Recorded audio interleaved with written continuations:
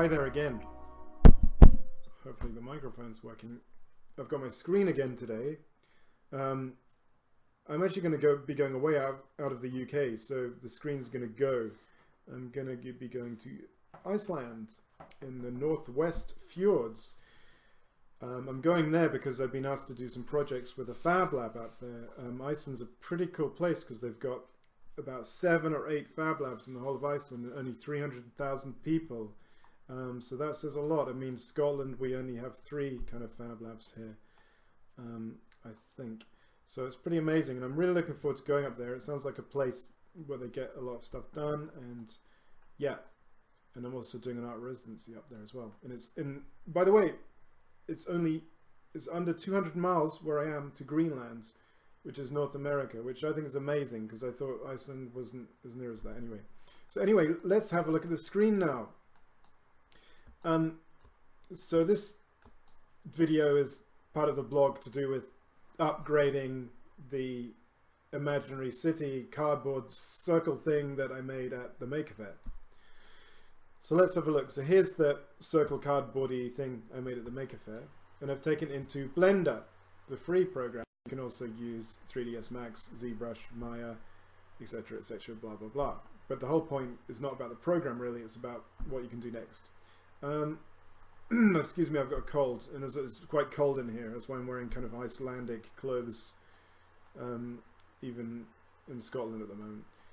So here's just a normal cylinder. So it's so cold I can't even speak properly. So this is a cylinder, and it's got the drawing mapped onto it that I did at the Fab Lab. I didn't do it at the Fab Lab, at the Maker Faire, sorry, I beg your pardon, which you can see in the last blog. So this blog post is all about upgrading the city using new technologies such as 3D graphics and also 3D printing. It's just a quick thing. So what I did is I firstly went to the top view in the 3D program that I'm using, Blender, and I started adding just spheres, you know, isospheres or UV spheres, and I moved them to match where the circles are on the graphic. Then I added some cylinders and placed them as struts where the lines were, and I'm going to keep going on doing this sort of thing. And as you can see, panning it around to a perspective view, you can see it's starting to make a kind of architectonic shape, which is pretty cool and right up my street. And because it's 3D space, we can move these balls up and down and see what happens. I'm all about, with me, I'm an artist, I'm all about pushing things around, trying to find what I like, and it goes through an evolution. I'm not really a technical person in the sense that I don't think, right, I'm going to make a model of this and that's it. I evolve things. So my kind of workflow takes a bit longer, but it's more traditional in the art kind of sense, and I think the results are better as well. Okay, so in this blog post, in this video, I'm just going to work on this, and I'll show you more steps in the blog itself about how this evolves to like a really cool concept art piece. And by the way, I'm going to be doing a book about these imaginary cities, and it's everyday cities for 50 days. And there's going to be a bit about, tells you how to do it to the right of the image. It's going to be a nice coffee table book. So sign up for my newsletter or my social media, Twitter, James Abel Art, to get a notification of that. Yeah, so what was I talking about? Yeah, so the spheres. You can also add metaballs in and similar stuff in other programs. So a metaball, let's Control C, Control V to copy it. A metaball will kind of shapes that react to the other shape and kind of join them and are all squidgy and stuff like that.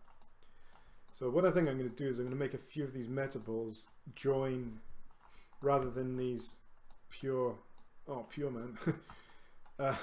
Sorry, that's how some people say that in Scotland.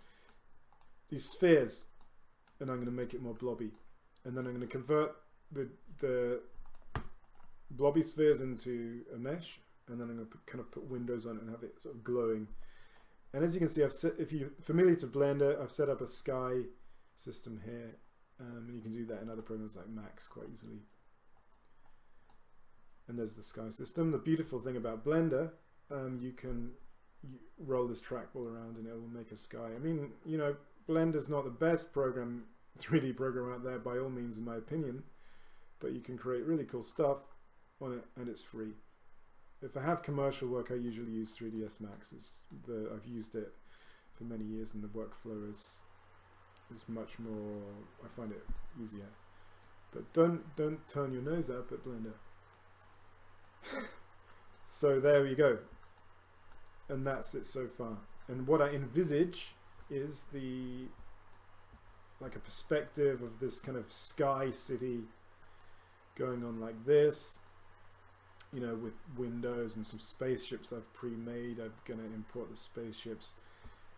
And you've probably seen a lot of my work. I like to have drawing as well, my traditional drawing in it as well. So this drawing, I'm going to like map it into the composition. So I'll perhaps put it as an overlay. So that's a pretty cool thing, isn't it? So the original design is going to be part of the final design as a 2D overlay.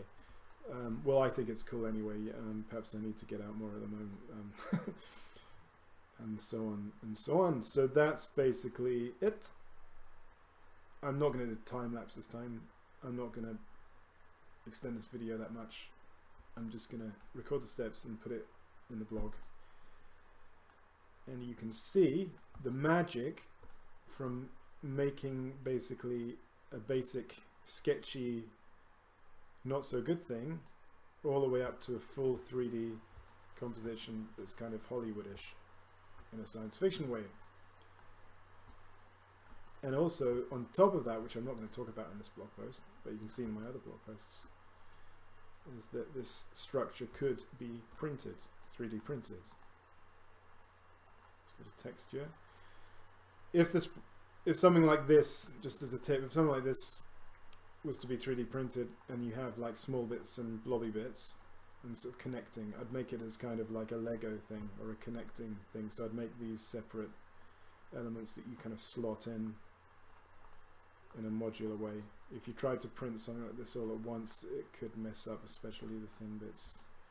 You print it block by block or brick by brick, like Iggy Pop's 1990s album. Check it out if you haven't heard it. It's one of my favorites. Mistakes happen, and then you can print something like this out in all one go, in all one 3D print. It can mess up, and then you have to do it again. Excuse me, I have a cold today, which is always happens when you're going to go away somewhere. So today is Friday. On Tuesday, the 19th, I'm going to be flying to Reykjavik, and then I fly to the Northwest Fjords. So I might not have the screen. I'm going to miss the screen, and it smells quite nice as well. It smells kind of solventy in a good way. I might be able to find a screen up there, but if not, it'll just be background stuff. So now you know. So thanks very much, and remember to subscribe to this YouTube channel, and also subscribe to my newsletter and my Twitter, jamesableart.com, for more of my art for sale, and also loads and loads of tips and tutorials. Because what I love to do is I love to make my own artwork, but I also like to help you and show you how to do stuff using my techniques and develop your own style and achieve your kind of creative stuff. Because I think it's so amazing today that we have all this stuff, and a lot of it's free. Like Blender, you can use it for free. You can go into Fab Labs, use 3D printers, and we can make Hollywood kind of stuff like models or graphics. And we don't have to be in Hollywood. We don't have to be down in the Ealing Studios, London. We can be in Africa. We can be in Iceland. We can be in Edinburgh, and that's pretty cool. And if you make something amazing, who knows? Somebody might pick it up on you, and you can develop something from that, get funding, or you can just self-fund and do something that you've always dreamt of doing. So thanks very much, and I'll leave you at that, and bye for now. See you in Iceland.